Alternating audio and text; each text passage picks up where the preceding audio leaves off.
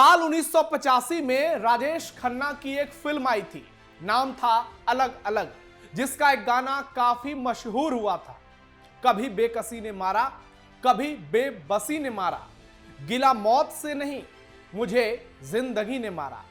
यह गाना बिल्कुल फिट बैठता है पूर्णिया सांसद पप्पू यादव पर।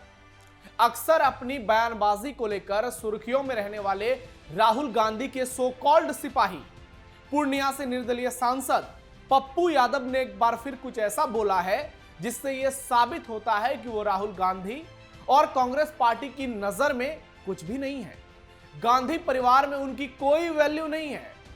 राहुल, प्रियंका और कांग्रेस पार्टी को जिस तरीके से सरेआम सांसद पप्पू यादव ने बेइज्जत किया है, उसने बहुत सारी बातों से पर्दा उठा दिया है।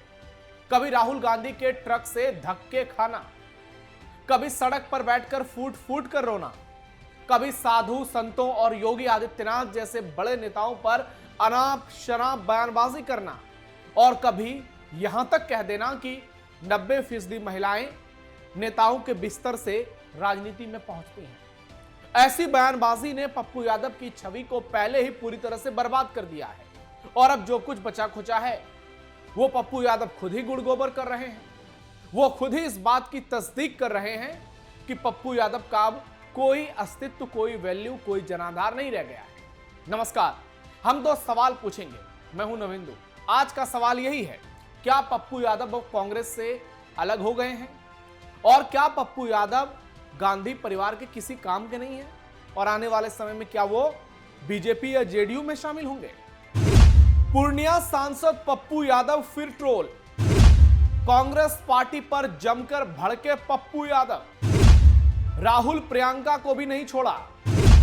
अब सांसद पप्पू का क्या होगा? पूर्णिया सांसद पप्पू यादव रविवार को सोशल मीडिया पर लाइव आकर विपक्ष पर बरस पड़े, खासकर कांग्रेस पार्टी पर। उन्होंने कांग्रेस और दूसरे विपक्षी पार्टियों की कार्यशैली पर सवाल खड़े करते हुए जमकर खरी खोटी सुनाई।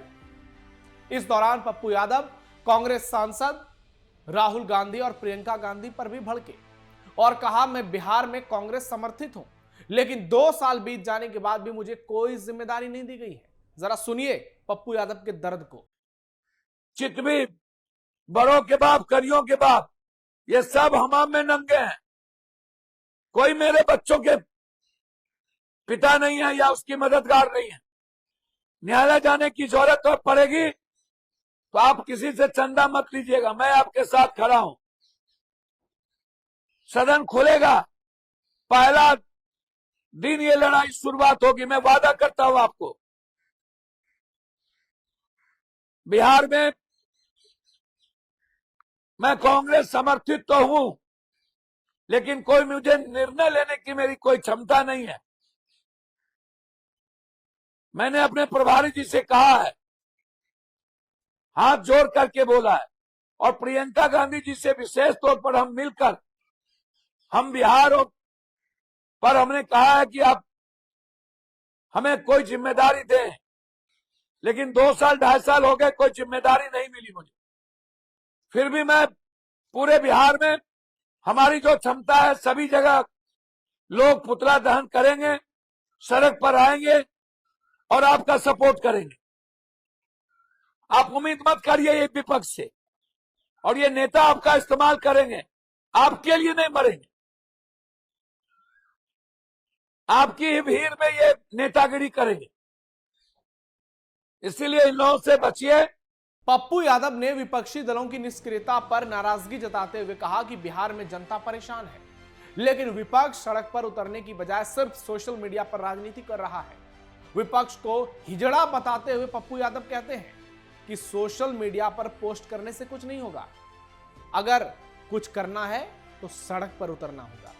आप खुद सोचिए, पप्पू यादव विपक्षी नेताओं को हिजड़ा कह रहे हैं। वो कहते हैं पब्लिक हम लोगों को सपोर्ट नहीं करती, बल्कि चोर लुटेरों को सपोर्ट करती है, हम तो खत्म हो गए। पप्पू यादव ने विपक्ष पर तंज कसते हुए कहा, नीट छात्रा की मौत पर विपक्ष नहीं निकला, 3 साल के बच्चे के साथ दुष्कर्म हुआ तब भी विपक्ष नहीं निकला। और पप्पू यादव बहुत सारी बातों का जिक्र कर रहे थे। पटना में TRA-4 को लेकर जो लाठीचार्ज हुई है उस पर भी कह रहे थे, और पप्पू यादव चुप होने का नाम ही नहीं ले रहे थे। इतना बड़ा साइक्लोन आया तब भी कोई सड़क पर नहीं उतरा, ये पप्पू यादव कह रहे हैं। लोग परेशान हैं लेकिन विपक्ष सरकार को आईना नहीं दिखा रहा। पप्पू यादव ने कहा सबको सिर्फ और सिर्फ कुर्सी चाहिए, कुर्सी मिल जाने के बाद कोई काम नहीं करता। बिहार में मैं कांग्रेस समर्थित हूं लेकिन निर्णय लेने की क्षमता मुझ में नहीं है, मुझे कोई अधिकार नहीं दिया है कांग्रेस पार्टी ने। सांसद ने बताया कि उन्होंने प्रियंका गांधी से जिम्मेदारी देने की मांग की थी लेकिन 2 साल बीत जाने के बाद भी उन्हें कोई बड़ी जिम्मेदारी, छोटी भी जिम्मेदारी नहीं मिली। उन्होंने कहा कि विपक्ष कुछ नहीं करेगा, हम तो खत्म हो गए, बिहार को तो संभाल लीजिए, ये पप्पू यादव कह रहे हैं। और इनके बयान से बहुत कुछ साफ साफ नजर आ रहा है। सियासी पंडित इसे राहुल और प्रियंका को गरियाना बता रहे हैं लेकिन इससे यह तो साफ हो गया कि पप्पू बहुत दुखी हैं, नाराज हैं, हताश, निराश, परेशान, बेबस, बेकस नजर आ रहे हैं। कांग्रेस से पूरी तरह से दुखी हैं। कभी पीएम मोदी के मंच पर दिखने वाले पप्पू यादव जब कांग्रेस पर हमले करते हैं तो सवाल उठने लगते हैं, क्या वो जेडीयू या फिर बीजेपी में शामिल होंगे? हालांकि उनकी पूरी राजनीति तो बीजेपी के खिलाफ ही होती है। फिलहाल इसकी कोई संभावना नजर नहीं आ रही है कि वो बीजेपी में शामिल होंगे या जेडीयू में शामिल होंगे, लेकिन राजनीति में कब क्या हो जाए ये कोई नहीं जानता।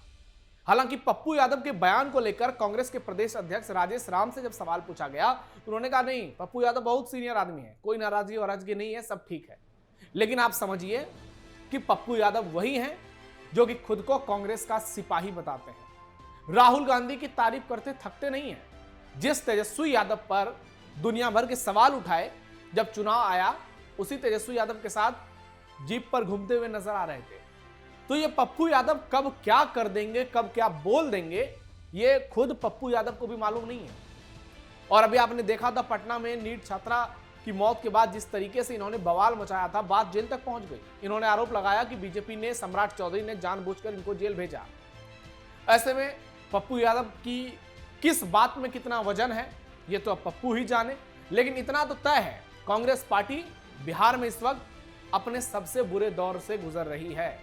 पप्पू यादव कहां हैं उनको भी नहीं मालूम है। कांग्रेस के समर्थित सांसद जरूर हैं लेकिन कांग्रेस में नहीं है, और आने वाले दिनों में कांग्रेस पार्टी में आएंगे भी, इस बात की भी दूर दूर तक संभावना नहीं नजर आ रही है, क्योंकि नाम में यादव लगा है और तेजस्वी यादव और लालू यादव किसी दूसरे यादव नेता को कोई बड़ा मंच दिलवाएंगे, देने देंगे, इस बात की भी संभावना दूर दूर तक नजर नहीं आ रही है। नहीं थम रही सांसद पप्पू यादव की बयानबाजी। पप्पू यादव यही नहीं रुके, उन्होंने एक के बाद एक कई मामलों पर बयानबाजी की। पश्चिम बंगाल की राजनीति पर सवाल उठाते हुए कहा, बंगाल का ऐसा कौन सा मुख्यमंत्री बना है जिसके पीए की मौत हो गई और उसके 5 पीए की मौत हो गई। 5 पीए कैसे मरे? 10 लाख रुपए लेते हुए वीडियो भी वायरल है। गोपालगंज में बाहुबली विधायक अनंत सिंह के वायरल वीडियो और हथियार मामले में दर्ज एफआईआर पर भी पप्पू यादव ने बयान दिया और कहा कि गोपालगंज एसपी को धन्यवाद। लेकिन यह कोई बड़ा मुद्दा नहीं था, कानून की मर्यादा में रहकर काम होना चाहिए। अनंत सिंह के खिलाफ बोलने की हिम्मत नहीं जुटा पा रहे, सोचिए। लेकिन सोनपुर मेला में भी लोग राइफल लेकर घूमते हैं, ये पप्पू यादव कह रहे हैं। नाच गाना हर जगह होता है। पप्पू यादव ने कहा, अगर सबसे पहले जेल भेजना है तो पवन सिंह और निरहुआ को भेजिए, और अक्सर इन दोनों के खिलाफ ये बयानबाजी करते हैं। दरअसल गोपालगंज पुलिस ने जेडीयू विधायक अनंत सिंह पर एफआईआर दर्ज की है, क्योंकि बीते दिनों अनंत सिंह गोपालगंज के मीरगंज में एक कार्यक्रम में पहुंचे थे। यहां उनके समर्थकों ने खुलेआम हथियार लहराए थे। इसी कार्यक्रम में अनंत सिंह मुजरा देखने के दौरान तालियां बजा रहे थे। हथियार लहराने को लेकर अनंत सिंह समेत 9 लोगों के खिलाफ एफआईआर दर्ज की गई, और एफआईआर दर्ज होने के बाद अनंत सिंह सरकार से खफा नजर आए, और इस बीच में आपदा में अफसर तलाश लिया। पप्पू यादव ने बयानबाजी कर दी। तो आप इस स्थिति को समझिए कि पप्पू यादव हर बात पर बयान देंगे।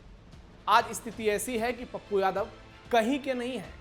कभी Z+ सिक्योरिटी मांग लेते हैं, कभी पीएम मोदी के मंच पर पहुंच जाते हैं, कभी कांग्रेस पार्टी को दुनिया भर की गालियां देते हैं। और इससे साफ साफ समझ में आता है कि पप्पू यादव बिहार की राजनीति के सबसे कंफ्यूज्ड राजनेता हैं। पप्पू यादव ने मांगी Z+ सुरक्षा, सुप्रीम कोर्ट से तगड़ा झटका। बिहार के सांसद पप्पू यादव अक्सर अपनी बयानबाजी के चलते सुर्खियों में रहते हैं, लेकिन हाल ही में उन्होंने सुप्रीम कोर्ट पहुंचकर अपने लिए Z+ सिक्योरिटी की मांग तक कर दी और इसके लिए याचिका दायर की, जिस पर सुनवाई के दौरान सुप्रीम कोर्ट ने बेहद अहम टिप्पणी की। सुप्रीम कोर्ट ने साफ साफ कह दिया कि इस तरह की याचिकाएं आमतौर पर सीधे नहीं सुनी जाती, लेकिन मामले में देरी को देखते हुए पटना हाईकोर्ट को निर्देश दिया गया। पप्पू यादव ने अपनी याचिका में दावा किया कि उन्हें सिर्फ कागजों पर वाई कैटेगरी की सुरक्षा दी गई है, जो जमीन पर प्रभावी नहीं है। उनके वकील ने कोर्ट को बताया कि सुरक्षा में केवल 2 सुरक्षाकर्मी शामिल हैं, जो किसी भी गंभीर खतरे के सामने नाकाफी है। उन्होंने कहा कि यह सुरक्षा व्यवस्था उनकी जान की रक्षा के लिए पर्याप्त नहीं है। सुनवाई के दौरान पप्पू यादव के वकील ने यह भी बताया कि उनके परिवार पर पहले भी हमले हो चुके हैं, खासतौर पर उनके भाई पर हुए हमलों का जिक्र किया गया। आप इस बात से समझिए कि पप्पू यादव अपने किसी भी स्टैंड पर कभी कायम नहीं रह सकते। अभी इन्होंने बयान दिया था कि बंगाल में अगर बीजेपी चुनाव जीतेगी तो वो सब चीज से साइड हो जाएंगे, वो कोई मदद वाला काम नहीं करेंगे, किसी की मदद नहीं करेंगे, मतलब जन समर्थन वाला कोई काम नहीं करेंगे। लेकिन फिर Z+ सिक्योरिटी की मांग क्यों है, इसको वो जरूरी बता रहे हैं। जस्टिस बागची ने इस मामले की सुनवाई की और कहा कि आपके पास निजी सुरक्षा कर्मी है, वाई कैटेगरी की सुरक्षा है, तो यह पर्याप्त क्यों नहीं है? आखिर ऐसी क्या परिस्थिति है कि Z+ सुरक्षा की आपको जरूरत पड़ रही है?